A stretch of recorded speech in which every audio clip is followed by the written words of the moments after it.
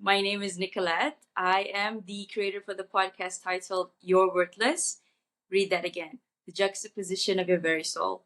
First off, thank you very much for agreeing to come on my show today and to talk more about prayer. This is something I grew up with as well, but then as I got older, life got uh, better of me. So I I think it's a sign. So I as a ritual, I would give a bit of introduction about my guest speaker today before we dive right into business. Hope that's fine with you. Perfect. Thank you. Okay, so hi everybody. We have Rich Lewis here. He is actually residing in America from the Yes. accent. Okay. So Rich Lewis here is an author, speaker, and coach who focuses on centering prayer as a means of inner transformation. He teaches centering prayer in both his local and virtual community and offers one on one coaching. His newest book, titled Sitting with God, A Journey to Your True Self Through Centering Prayer.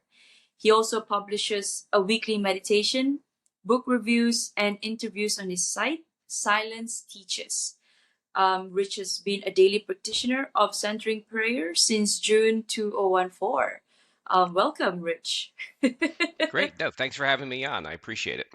Thank you so much. So, Rich, can you tell us first, how was your childhood like? What was it like growing up as Rich Lewis? Um, I guess just in general, I grew up in a town called Warminster, Pennsylvania. So I guess I was born in New York City, but I don't remember that because I only lived there from I think 0 to 2. So that I don't remember. But then I definitely remember living in Warminster, Pennsylvania, which was a small town about 2 hours south of New York City, and Okay. it was it was a new neighborhood, so it was more rural, and there wasn't anything behind us. And then it quickly grew into a large neighborhood. So I remember it being, you know, a lot of land and a lot of building, and I loved I guess I loved living there. I had a lot of friends in the neighborhood because as the neighborhood grew, I began making friends with all the neighbors. And I'm 57, so I think about how my kids were raised now, how kids are now versus when I was, and there was no internet, there were really no cell phones, so we were we spent a lot of time outside playing and running in the woods and going to the creek and playing tag and Yeah. just we spent a lot of time outside. And times have drastically changed where I think kids maybe are spending more time inside, and they're playing games and they're on their phones and they're playing video games. So that much I remember. My kids laugh at me. I said, no, we had electricity, we had cars, but we didn't have all these gadgets that you now have. We didn't have that. So but we did have fun. We did other things or other types of things. Spent a lot more time outside. I think we were could a lot of times we could be outside. Obviously when we had school we had to come in, but during the summer we might go out, come back to eat, go back out. We were outside a lot. And to add to that, I can't say I relate, but I'm in the transition because I'm a millennial. So I guess we were forced to connect. We were forced to connect face to face, and that's one of the. I guess every generation has its pros and cons. So yeah, I'd like to. You brought up a few good points just now in your whatever you mentioned just now. So how I guess I just want to go back to the origin of centering prayer, right? Did your Sure. childhood um was it because of your upbringing that sort of form this centering prayer practice that you do? How did it come about? I would say it probably formed it without me knowing it. So I didn't practice. I didn't find centering prayer until late 2013 in a book that Uh-huh. that I was reading called "Healing the Divide: Recovering Christianity's Mystic Roots." I found that book on Amazon when I was simply looking for a book to read in late 2013.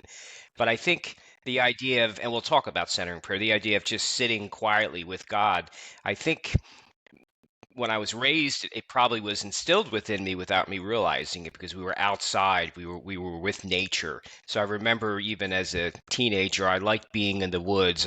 I liked walking along the creek. I liked walking in nature on paths. I didn't mind being alone doing it, and but I did it with my sister as well and friends. But I liked being outside, and I liked nature, and I liked I liked the ocean, and I liked the woods, and I liked paths and streams. So it had a soothing and calming. As I look back at the time, maybe I wasn't thinking that, but as I think about it now, it just had a really soothing, calming impact on my life. And centering prayer is very similar. It's I guess God is in nature, but centering prayer is just sitting with God quietly. So I think being outside created a love for sitting with God that I didn't realize at the time. Hmm. Wow. Yes. So, you there was this question that you said in your you mentioned in your profile. How can one find their true self? I guess all of these questions are gonna be interconnected. We're gonna go back to centering. We're gonna go back to God is in nature. Nature is God. And the $1 million question we have: who is your true self? So tell us more. Share with us your thoughts. Sure, your true self, I think of it as is within you, waiting to be expressed. But on top of your true self. So I think, I don't think I'm God, but I think God is within me, and I think God is waiting to be expressed in really my outer actions in the world. And the fun part is it's a journey. So it's not like, oh, I've completed it, I'm now fully my true self. I think it's a journey of different things that I do in the outer world. But I think what sits on top of your true self are barriers to it, fear, lack of confidence, worry, anxiety, or thinking about what some people telling you you're too young to do that, or you're too old to do that, or you don't have the right skill set. So I think all of these things sit on top of your true self, and sometimes your true self doesn't come out. Um, Hmm. so centering prayer is a practice that I think helps remove barriers between you and God so that you can let your true self flourish. So I think the true self is in everybody waiting to come out and be expressed. And some people, it's deeply buried and they have to remove kind of the barriers between them and their true self. How so? What about you? What was your journey of discovering your true self? Would you say you've found it, or would you say that you're on the way of finding it, or you haven't found it? So, I would say I'm on the way, and I think it took me a long time. I wish I had found centering prayer earlier than about 10 years ago, but centering prayer has helped me find my true self. So, like some of the things I'm doing now, I never weren't even on my radar screen, and probably because I didn't have the confidence that I could do them, or I was fearful. So for example, I have a since practicing centering prayer, I have a website, silenceteaches.com, that has a weekly meditation that goes off of it for people to read. And then I have a book that was published, and I do speaking, and I do podcasts, and I've been on since the book's launched. I've been on over 120 podcasts, wow. um, and I do some one-on-one coaching. So all of that was not even on the radar screen prior to centering prayer. And then I even moved. My wife and I moved from Pennsylvania to North Carolina about a year ago. And then after the move, I decided I needed a change, and I updated my LinkedIn profile, and I began interviewing, and I landed at a new, I think, better remote job. So all of these things are my true self, and I attribute it to a lot of it to centering prayer, where I'm letting go of who I am not and becoming who I am. But no, I think I'm just beginning the journey, and I'm excited. In 10 years, it'll be neat to look back to see, well, what else have I done? Um, what else have I done? It'll be kind of neat to look back at. Yeah. Well, I I think that's very interesting. A lot of people these days, I think, including myself, three, four, 5 years ago, especially during COVID, I think that's where the reset button was very off. in your face. And I myself experienced few things that had forced me to. I think the answer is always been within us rather than external to us. And life is happening for us, not to us, right? And so was there like a pivotal moment for you that made you want to like that made you go towards okay, centering prayer could be this is the path that I should take. Like I guess this it's a two-pronged question. One of it is what is the tool that everybody can use if there's any, and what are other ways, other tools that people can use to get to where they want to be or finding that true purpose in life. Oh, so I'm sorry. So the first part was kind of how did I, Oh, oh, sorry. or make sure I. Your pivotal moment that made you turn towards centering prayer, and made you think like, okay, this is the path that I'm supposed to take, and then the other side of it, like, how can one um you is there a tool for people maybe they haven't found, maybe it's not centering prayer, maybe something else that or just I don't know, just something that people in their daily life, simple things that they do that could help them be closer to their purpose and their true selves. Sure.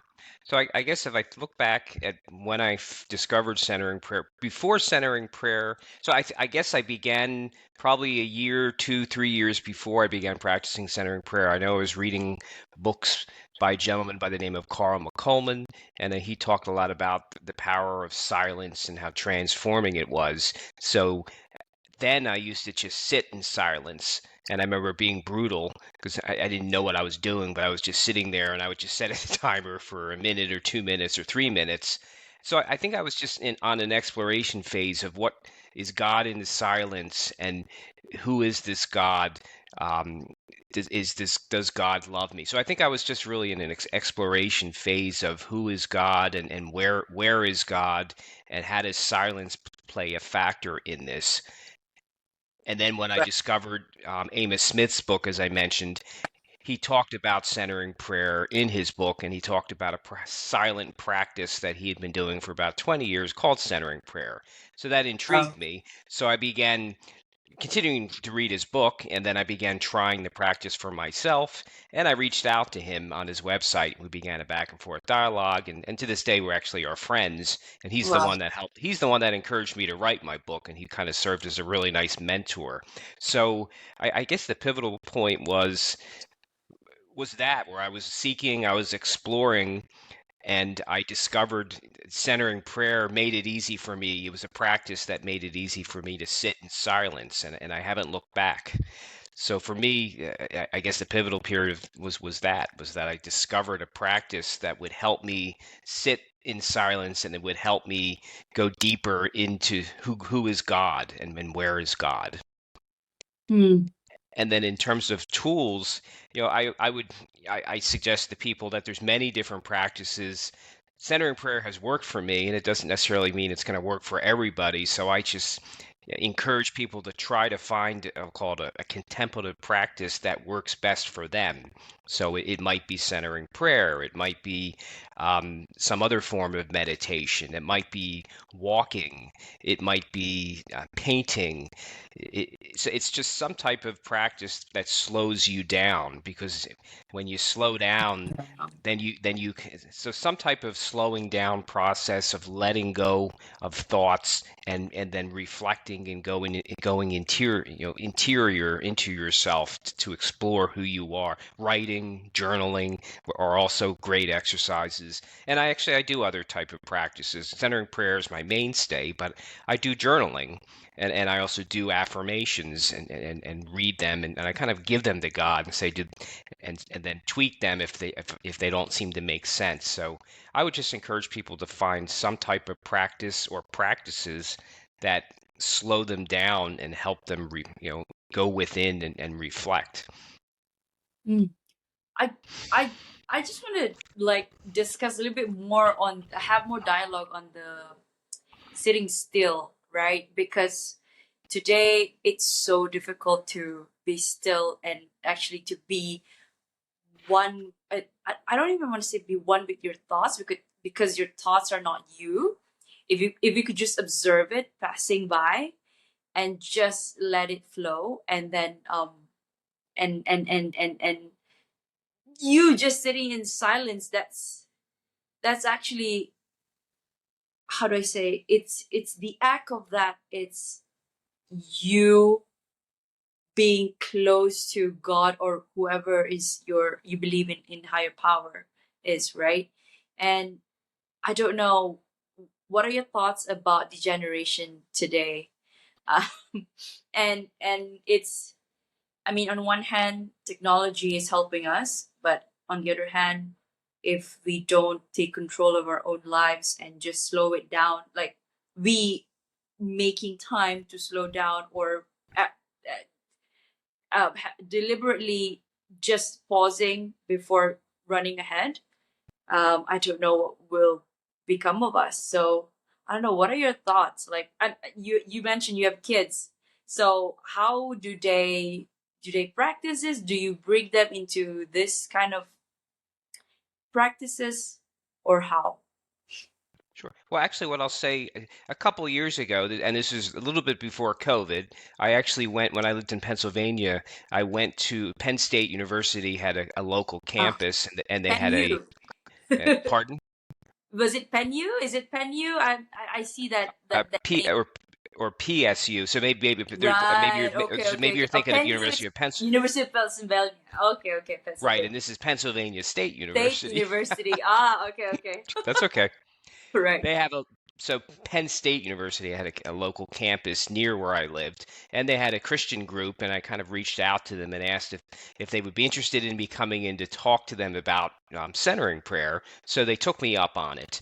So it kind of with what you're saying, I was hearing that from the students. So the people, obviously they were 18, 19, 20-year-old Yeah. students, and there was about 30 of them or so that were sitting in this classroom while I was talking, and then after and then listening to them, and I could hear from some of them that that they need silence and they need something to get away from the drama of constantly looking at their phones and their Mm. iPads and the digital age that they were living in. So I was hearing that from them that it they need to step away from it. It's too much there and it's too much in their face, which was very different than when I grew up. There was no, I didn't have a phone. I remember I had a phone in my, I went to University of Pittsburgh, and I would call my parents from the phone in my room. So Landline. there from a landline, which we Yeah. don't even use anymore. So I didn't have something in my hand at all times to look at, and I had to when I had to write a paper, I had to type it on a typewriter. Yes. Yes. But Yes. which thank God that you don't have to do that anymore because you can easily fix your mistakes. Oh So no, yeah. I was definitely hearing it from the students that there's too much drama, and then even from my own son. My children are 16, 22, and 26 at this age, but my eldest son sometimes would step away from Facebook because there was too much drama, and everybody's putting everything out there, and then all of a sudden everybody's getting upset with each other, or someone's Mm. saying. So sometimes people put too much on Facebook and share their whole life and drama. Yeah. So no, I agree. I think younger people nowadays are.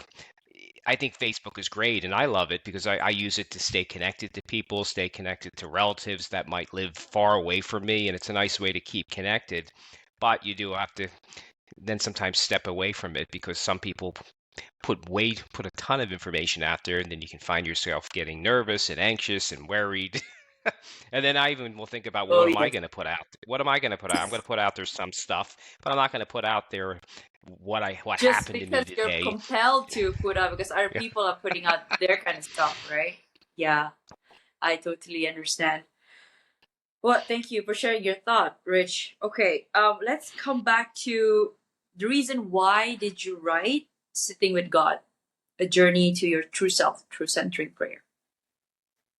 That was Amos Smith's fault.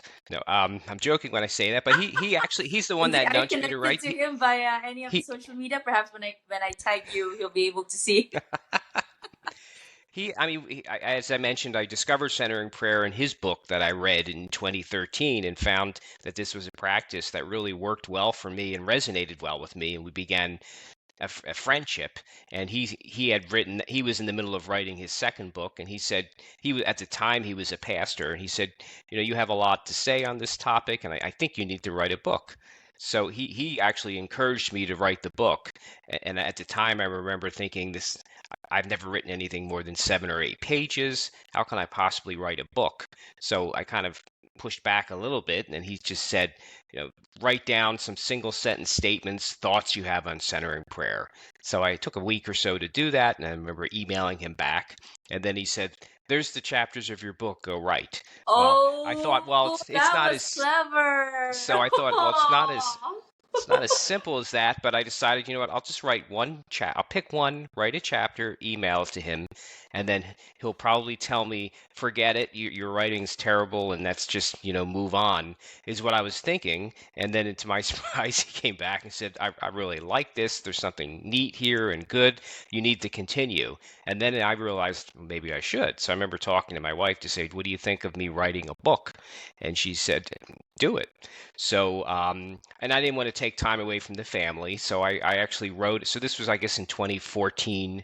As I kind of wrote the book over a couple of years. I wrote it on Saturday, mostly wrote it on Saturday mornings at the local Starbucks, and I actually disciplined myself. And I could never do it now, but because I want to sleep on Saturday mornings, and I've kind of Right. shifted when I write. But I actually wrote the book. It's from like 6 to 10 a.m. on Saturday mornings.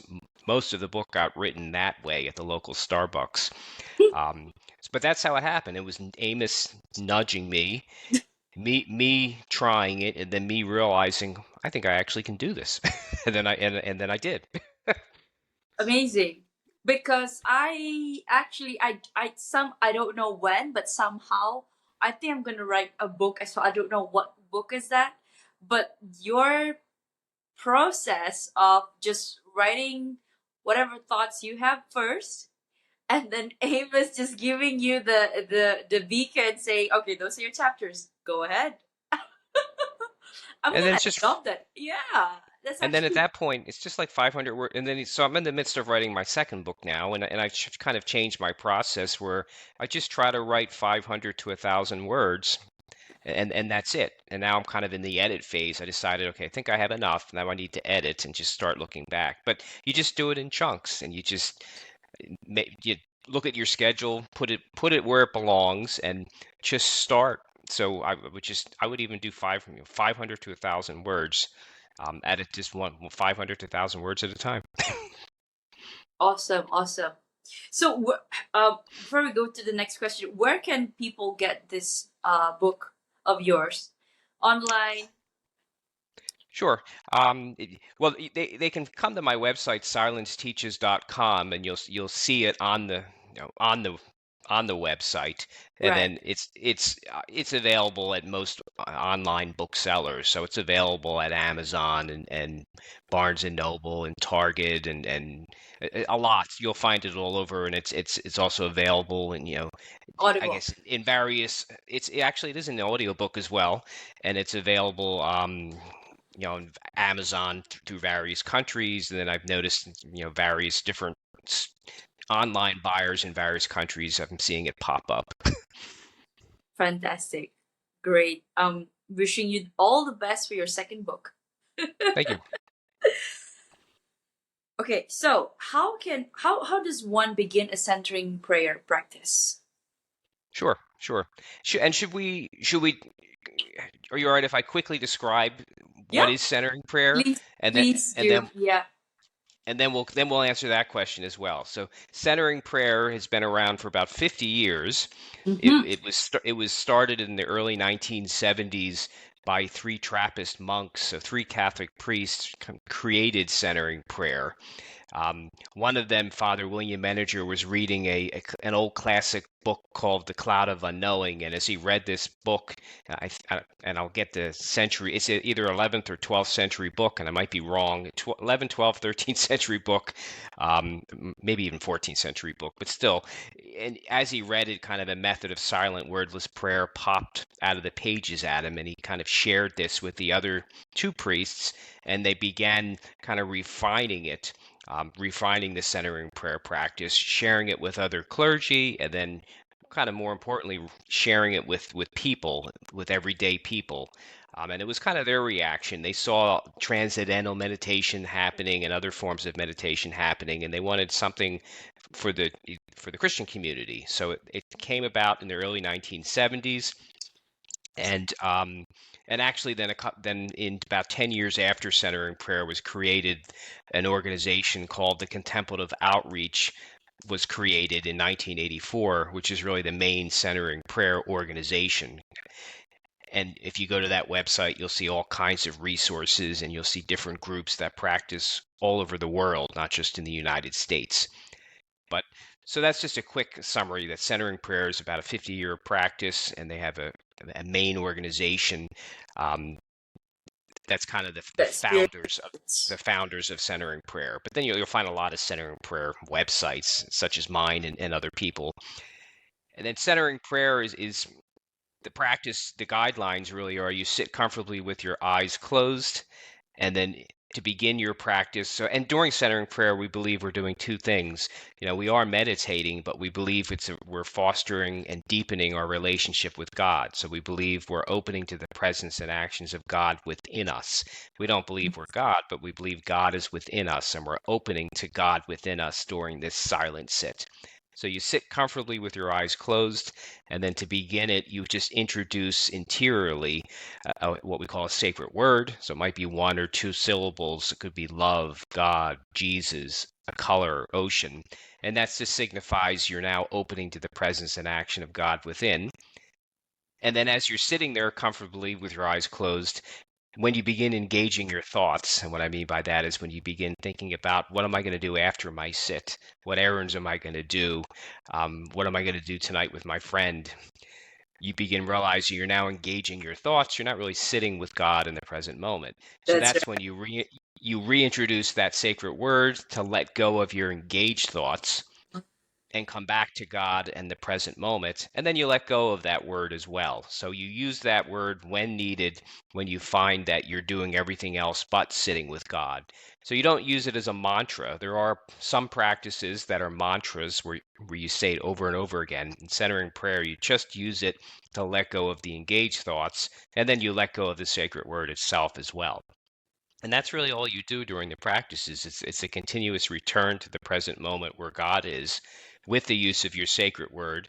Sometimes you don't need your sacred word, you catch yourself. Other times you use your sacred word just to let go of your engaged thoughts.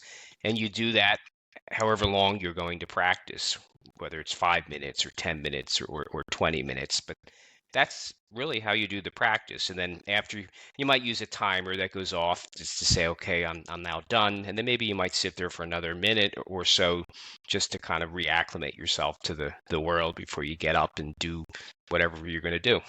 But that's essentially a little history of centering prayer and how you do the practice. Wow, it's much like meditation. I mean, from how you're describing, it's just Exactly. there's another approach to it, like where you introduce a word to anchor you, but as you're anchoring, you're also letting it go, right? Because I don't want to use the term anchor. Anchor meaning you're holding on to it, but you let go, right? So, that's beautiful. Thank you, Rich. And then So I can how? answer. Yeah, Were yeah, you yes, about to say how start a practice? Is that what you were yeah, gonna? yeah. How do you? Okay, Yeah, that answered the question. So, how often should one practice centric prayer? sure. Well, and actually, I'll come back to how start. So I think for people, the idea of if this is completely brand new to people, the idea of sitting for 10, 15, 20 minutes could seem very daunting and Yeah, difficult. So yeah. I think the best way to start is, I would say, first, make a commitment to try it for 30 days. And I would suggest you do it first thing in the morning before you begin your day. And that's how I start each day. I start my day with my practice. But for someone brand new, commit to trying it for 30 days. Do it first thing in the morning before you do anything else, and just make it 1 to 5 minutes. And then after the 30-day period, see how you feel. And if you feel like this is a practice that resonates with you, you're comfortable with it, you like it, begin increasing the time from 5 to 10 minutes, and to maybe 15 or 20 minutes. So just try it for 30 days and try it for a couple minutes and see if the practice even resonates with you and how you feel about doing this after 30 days.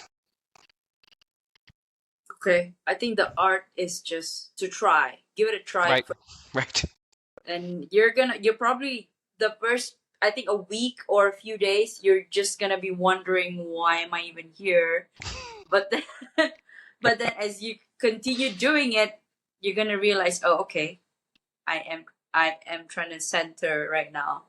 I guess the key is to just give it a try, because if maybe 5 to 7 years ago, I would be that person who said, "I'll give it a try. I'll force." It's forcing is not really the way, but I'll force, and then if I really don't like it, I won't do it at all. I don't know. Maybe it's not at the time. It wasn't. I wasn't. How do I say it? I don't even really want to say I'm not meant to do it, but you just didn't have the heart to commit to it. Um, yeah. At the same time, consistent, but just let go and just do it. I think you'll come to your senses. Yeah. Yeah. I guess this is how I would frame it. Okay. Thank you, Rich. Sure. Yeah. So, how often should one practice centering prayer? I practice twice a day. I guess each person is different. I would suggest at least once a day. And the reason why I say twice a day is even better is because, for example, my first sit is in the morning and it starts my day. And I'm fortunate that I can work from home, and not everybody, some people have to go into an office or go to a restaurant or wherever they Yeah. Or they work, have to drive, or they and have to then, drive somewhere. And yeah. and actually, pre-COVID, I was going into an office, but I guess I would say practice it before you begin your day. And then when I was actually driving into an office, I practiced at lunch, and I actually went into my car and just did it from the driver's seat. So I did a second sit, because the second sit it's like a reset button. So the first sit starts your day and sets you up, and then by the middle of the day you're tired, or you're weary, or I'll After say the you interior. just got off a meeting that Right. that you were You- arguing about with other people. So you need a reset button. So kind of the second sit kind of resets you, refreshes you, regrounds you, and helps you finish the second half of the day perhaps as well as the first half of the day. So I would encourage people to try two sits, one to begin the day, and then the second sit at some point in the middle of the day to help you finish the day. But if that's not possible, then there's some people that like to practice it, in the evening, Yeah. after dinner, or some people like to do it before they go to bed. So I would encourage, up to two sits per day of, 10 to 20 minutes each time.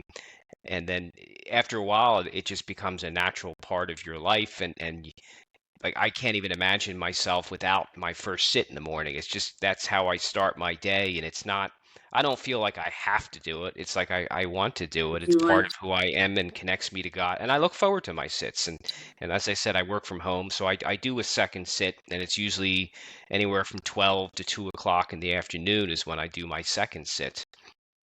Oh, that's beautiful. I think the key word there, I look forward to doing it. Right. I do. That's I when really. it's second nature already. Yeah. And I make it a fun routine too. So I'm not just doing my sit. Like I mentioned I like affirmations. I'll like read them to God and then do my sit. And then after my sit, I'll read from a book. And the book could be any book I'm reading. It doesn't necessarily have to be a spiritual book. So I make the centering prayer time, if I have the time, kind of a nice routine where I'm saying something to God, doing my sit, and then reading for 5 or 10 minutes from a book that I'm reading, and then I get up from it and read. So you just make it a nice, fun routine. Make it yours, right? Right, Unique to you. exactly. Thank you. Sure, So I think the beauty is this: what happens during centering prayer? sure. And there's really a ton happening if you think about it, because you're letting go. So if you think about centering prayer, you're letting go. You're constantly letting go and coming back to God in the present moment, and then that letting go kind of follows you outside of your practice. So you learn to let go of what maybe the present moment doesn't require of you and hone in and focus on what it does. So like when I think about my work, I have a list and in front of me is 20 items. Well, I learned to let go of the 18 that don't need 18. to happen Yeah. and the two that have to happen now. So one thing it clearly does, it helps me let go of what I don't need to do and focus on what I do. But the other thing about centering prayer is if you think about it, when you sit in silence, you're letting go of thoughts, which include anxiety and worry. So you're letting go of emotions that you really don't have to hold on to. You're letting go of repressed thoughts sometimes that you didn't even know you have. And then also just sitting in silence, you're letting go of stress that your body's holding.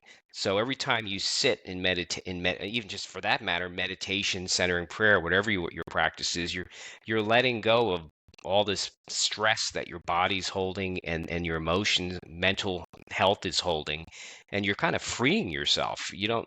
I think we all, including myself, walk around in what we think of as our normal state, and that doesn't have to be normal. We don't have to carry all this emotional and physical stress with us.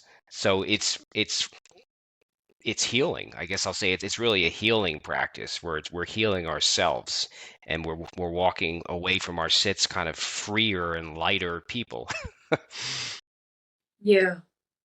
So there's a And lot the next, happening in centering prayer. There's a lot's healing's happening, transforming's happening. We're connecting to our true self, as we talked about earlier in our conversation. yeah. And I guess the next question kind of flows from that question, like what are the fruits of centering prayer? Sure. And I think the neat thing is they're unique for each person that practices. So if I Mm. look at myself, since I've been practicing centering prayer, many of the fruits are, one, not that I didn't have an excitement for life, but I think I have an even greater an excitement for life in the present moment and what's going to happen today than I did before centering prayer. I have a lot more confidence in myself. I'm willing to try and do new things that I've never did before. I think I'm better at just listening to people and not worrying about what I'm going to say. I think I'm more relaxed, so there might be chaos around me, but I'm more relaxed and able to get done what needs to get done. Kind of going back to my list of 20 or 30 items at work that I need to do, I'm able to not get frantic and say, well, this is a big list, but it doesn't all have to happen today. So let's just focus on what has to happen today, and then I can feel good about that. So a lot of those types of fruits, just an inner calm and inner peace, despite maybe some outer chaos. Yeah. Thank you. I wanted to ask you another question, like more of what I experienced myself. So it's like one on one end of the scale, you are trying to say let go and let God, right? But on the other side of the scale, you also want to be excited about what's going to happen, the possibilities in your life. But at the same time, you also don't want to get overexcited about it because there's always duality in life. And when you were talking, I just had this thought, like okay, personally for me, I have also began yoga as a form of my commitment, and also meditation, like 5 minutes after that yoga. And then before it's like, okay, I'm very excited because I'm doing something good for myself. But then I have, at the same time, I cannot help but think about, if I'm too excited, what if, again, the what if happens, like what if things don't turn my way, or what if I'm too excited, then something's gonna catch me off guard, and I have to, like, maybe I would lose my balance then. I don't know. Do you have that, those kind of thoughts, or how do you how do you reorient yourself if you ever experience those, I don't know, I wouldn't say, maybe it's imposter syndrome. No, not even. Something, there's doubt. Yeah, that doubt. I mean, I guess maybe just centering prayer just kind of has helped me just to kind of accept the present moment as it is, because maybe and not judge it, because I may think this isn't good and this is not a good thing that's just happened. But tomorrow or a year from now, I can look back on the same thing and realize that was the best thing that could have happened to me.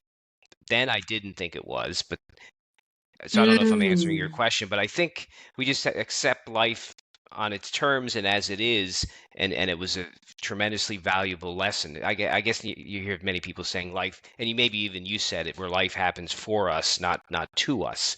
So we're Yeah. just kind of judging a situation as being painful and terrible or wrong, when maybe it was exactly what we needed that day for us. Now, yeah, that's a very good angle, because I was also talking to a friend just a couple of days back. We, again, on the same topic, life is happening for us. Actually, we create our reality. Therefore, if you are excited, then the reality you're creating is gonna be exciting. But if it doesn't, but I guess, again, let go of the expectations of how it will come about, and if it doesn't present itself in the way that you pictured it to be, perhaps God or the universe has other plans, and it often sh- will be for your highest good if we see it that way, right? No, I Like, would agree. I mean, I think of different things in my life, like the book. The idea of my book just came about. I wasn't looking for it. It kind of came to me, and Amos said, "You need to write a book." And then even the book writing process. I mean, I obviously I probably could have self-published it, but I guess I was trying to get it published through a traditional publisher, and that was a struggling process. So I kept telling myself, it will happen, and then there was a lot of ups and downs, and there was a publisher, I won't say their name, where they said they would publish it, and they ghosted me, and that got very discouraging. But I kept in my mind kept thinking, I have a book, it's going to get published, and I just kept being positive. And it was just funny how I found the Anamkara Books, who published my book. I found them on a Zoom call. I don't remember how this happened, but I joined a Zoom call, and the purpose of the Zoom call was to talk to other people, and to help each other. So I oh, landed on this Zoom call with about 10 people, and the purpose of it was just 10 people to talk and listen and help each other. Well, when it was my turn to talk, I just shared that I had a book. I was trying to get it published. Well, lo and behold, the editor of Anamkara Books was on the Zoom call and said, "Why don't we talk after?" So wow. we talked after, and I said, "I have a book. It's ready to go. I have a proposal that's written." I sent it to her. She sent it back in a week and said, "We'd like to publish your book." So I think things just kind of happen for a reason, where Yes. I just happened to be reading Amos Smith's book, beginning a dialogue, start centering prayer, and then all of a sudden I'm writing a book, and then I have my own website. I land on a Zoom call, and I connect with an editor, which I didn't had never even heard of Anam Cara books. So things. So I think letting go of the outcome, coming back to you had mentioned that. So I think yes, I think we have an end goal in mind, but kind of letting go of, well, how are we going to get there? And that Yeah. I've definitely noticed that seems to be playing out a lot in my life, where all of a sudden Same, same. I'm being connected. So if you let go of the outcome, but no, I want to publish a book, I don't know how it's going to happen, or I want to do something and keep Yeah. moving forward Yes. and let the path emerge. It definitely has happened in my life. Let go and let God let the stars align for you. Let God align the stars for you. Wow, that's a good one. Okay, so Rich, what is your heart's greatest wish? um, that's a very good question. Well, I guess if to help people discover their true self. So I think I think centering prayer or this type of practice can help people. I guess my heart's wish is that everybody could, through whatever practice or techniques or contemplative practices that they are comfortable with, could learn to let go of who they are not and become who they are, discover their true self, and then begin to take action on this person. And when they do, they're going to impact the world. So I think if we hide our true selves, we what's the right word for it? People don't get the benefit of your true self and the actions that it has in the real world. So if you don't let your true self out, people can't benefit from it. So I think that's my wish for everyone, is that they could kind of act and let their true self flourish, because the rest of the world will definitely benefit. Thank you. So, is there anything that keeps you up at night, or do you sleep well? Um, no, I'm a natural worrier, so sometimes So it's you just still worry I still despite worry, the but then I'll this. do practices such as centering prayer and let go. So no, I'm a natural worrier. I could go to bed and then I'm thinking, oh my God, all the things I know I have to get done All the tomorrow 18 stuff that I was supposed to that do, I didn't do. or that I don't know how to do, or there's some things on Oh that list yes, that yes. I'm not Something you sure just how they're going to don't get know how done. to. Yeah. So I'm definitely work in progress, but this type of practice. So I'll just do a quick centering prayer sit, and that'll calm me down, and then I'll be like, knock internally, like, knock it off, Rich. This is go to bed. This is being ridiculous. Give it to God and go to bed. And then start it again tomorrow morning. Yeah. Okay, last question for you, Rich. So, if you could create a quote right now for you to leave to the audience listening and the world as your legacy, what would it be? I think coming back to, let go of who you are not and become who you are. Wow. Simple but deep. Well, I think that wraps up our interview today. It has been an insight for me. Bits of bits of pieces from what we discussed just now. I have started myself, but maybe not the name. The term is not centering prayer, but it is a contemplative practice that I have been trying to instill daily, and I think the work that you're doing is amazing. And also you coming onto my platform and this also to be shared to the world. I hope more and more people would be listening. And even if they listen right now and then perhaps they come across some other podcast or even YouTube shorts that says the same thing, perhaps it will ring a bell and just start their own practice. It's a ripple. So thank you so much, Rich, for your time. And I will be tagging you when this episode airs. And I have followed you on Instagram. And if yeah, for our listeners outside, those that are listening today, if they wanna reach out to you, because you mentioned you're doing one-on-one coaching as well, right? How can they do that? Maybe you could Sure. give them an introduction. Mm. No, the best place to find me is just my website. Silenceteaches.com is my website. So I have a contact page there if someone just wants to email me a question if they have. But silenceteaches.com is where you can find me, and there is information on. And when they subscribe to my website, they'll get a free ebook on centering prayer.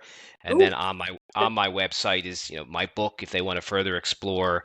If they want to invite me to talk, there's an invite me to speak page, and okay. if they are interested in coaching, there is a coaching page as well. But silenceteaches.com is the best place just to find me and what I'm doing. Awesome. So people, they can also reach out to you if they would like to invite you to become a speaker virtually, or also Yes, face to face if they're in the US where you are. right. No, Awesome. yes, because I definitely do. I do a lot of speaking. I've been invited to various groups via Zoom and join their group to talk to them. Awesome. Awesome. Wow. Okay, I'll definitely keep you in the radar. Okay. Perfect. Thank you so much, Rich. And well, have a great rest of your day, and then we'll connect definitely again. Sure. Thanks for Thank having me on. It was a whole lot of fun. We covered a lot of ground. Yeah, yeah. Thank you so much.